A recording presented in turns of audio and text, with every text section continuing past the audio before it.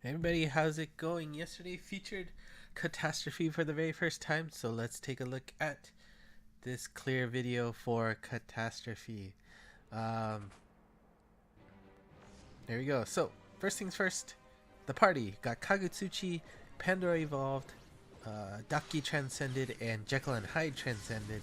As you can see, the two main gimmicks are going to be Magic Circles and Gravity Barriers. Now there is also a new gimmick uh, with this stage, and it's that red line you see there between the typhoons. Yeah. If you cross that line, it will explode on you. So let's think of like volatile gunpowder or something. If you cross that line, you take almost 30,000 worth of damage, which is very significant for a Bakuzetsu quest. So, how do you get around it? As you can see, we've got the tree dude on the left and Sphynx on the right in counter mode. If you hit the tree, you will get a defense up for your team. If you hit the Sphynx, you will defense down the enemies.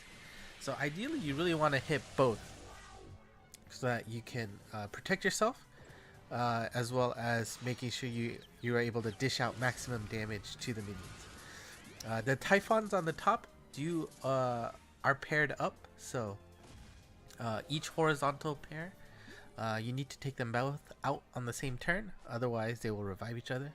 In addition, they will do not a lethal blast, but a significant blast of damage if their big counter, the 5 right now, hits 0. So you do have a time limit there. Also, as you can see, the tree has a big timer as well, that 12. That you cannot survive. If you take too long for a certain stage, you will die. I think that was almost... I forget if that was the one where everybody takes almost 60k damage, but you can't survive it. But if you saw, they're already dead, but the Uranus is in the middle.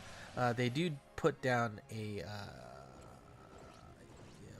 bump combo lock on your monsters, and it's not very high probability to get ability locked. I feel like I was either really lucky or I was able to get away with not being bump combo locked, but it is a good amount of damage, so you don't want them to stick around for too long.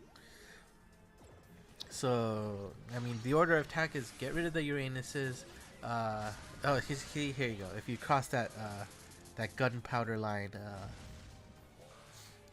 it's a lot of damage.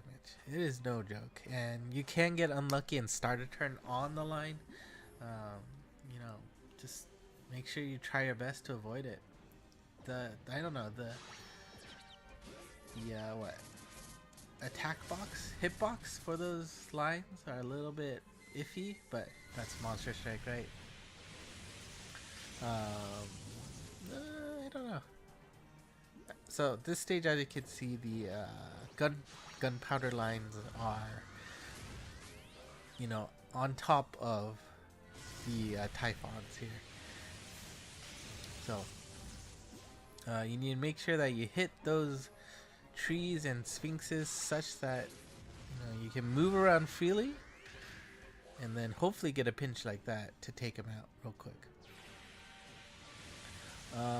Now, as you can see, they do not revive each other, which is great, but as a trade-off for that, the white blast that these guys give off are slightly more damaging than before. So don't think you can get away with too much here. You need to make sure you heal up at the very least if you're a little bit late to the party and taking them out.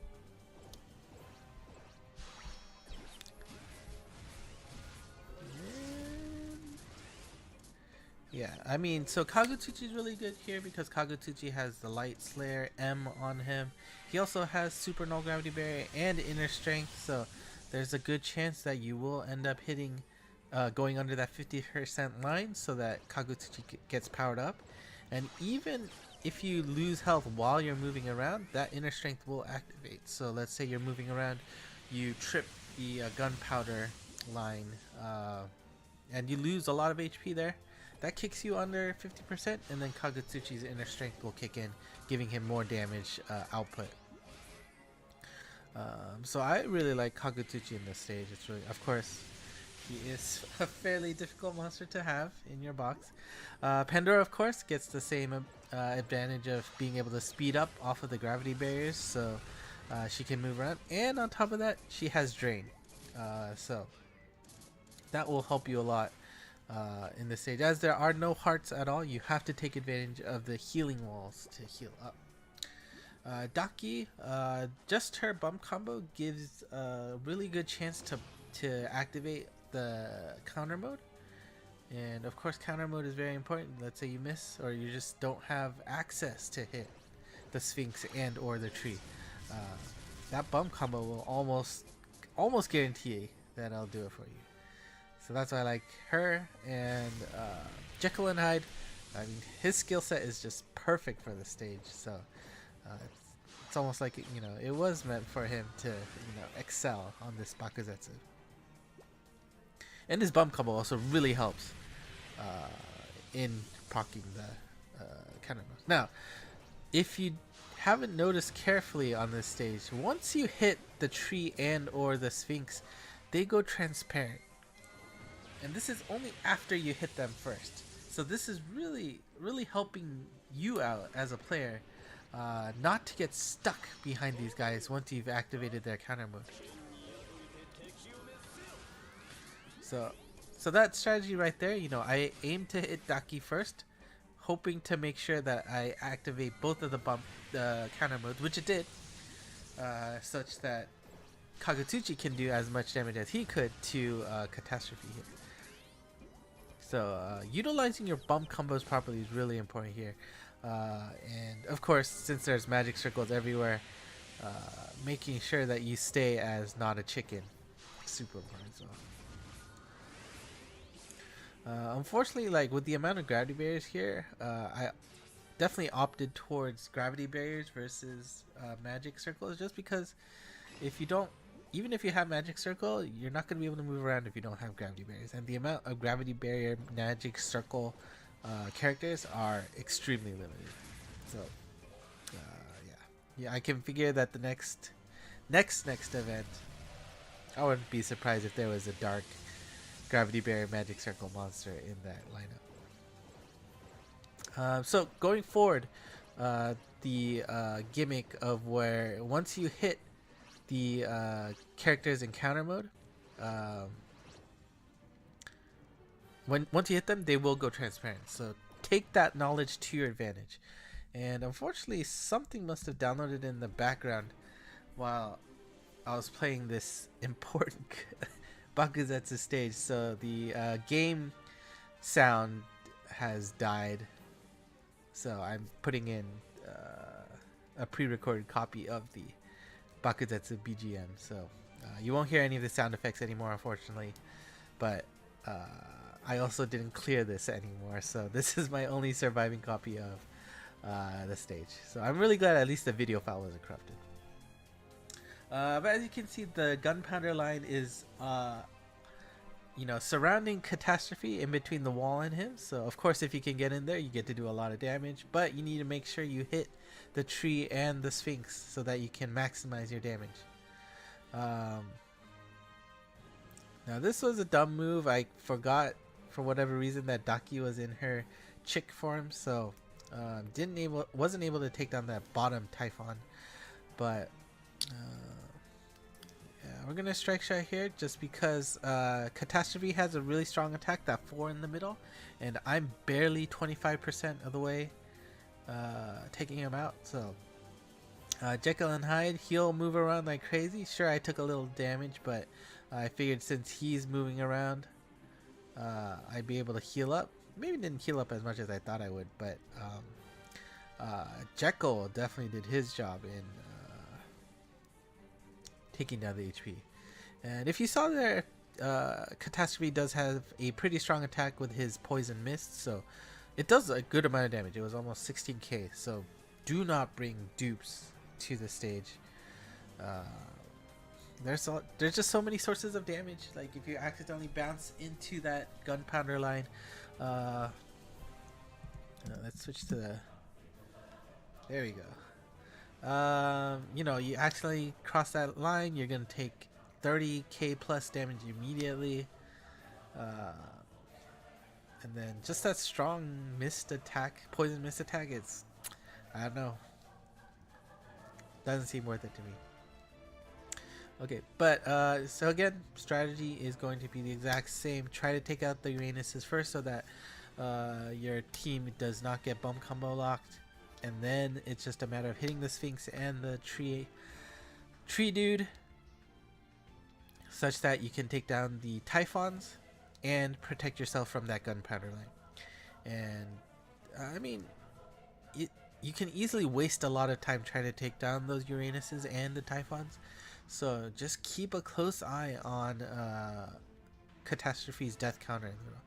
As you can see, Kagetsuchi was able to get that inner strength, you know, that red glowing aura around him. Unfortunately, being a chick also kind of negates the bonuses there. But you can do an insane amount of damage if you can get in between the wall and Catastrophe here. So making sure you hit the Sphynx and the tree is super important, because you don't want to hurt yourself along the way. And on the other hand, if you feel like you have some time to kill, take advantage of the healing walls, right?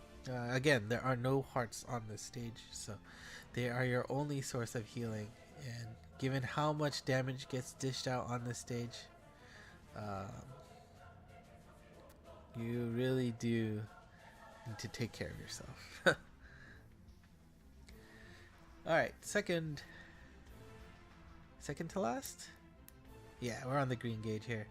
I mean, magic circles are annoying. It is really, it's a pain in the butt. Like, you feel like you've got this in the bag, but oh no, your character is a chicken egg, you know? Well, a chick, and no strike shot. Your attack output is reduced. Not cool. That probably wasn't a great turn by Pandora there. So we get the ability locks down because that Uranus on top is still alive. Let's see. Is this gonna be able to take him out? No. And of course, you know, since Catastrophe defense ups himself, it basically necessitates that you have to hit the Sphynx to be able to damage him. And of course, with all that Gunpowder Line protection, you gotta hit the tree.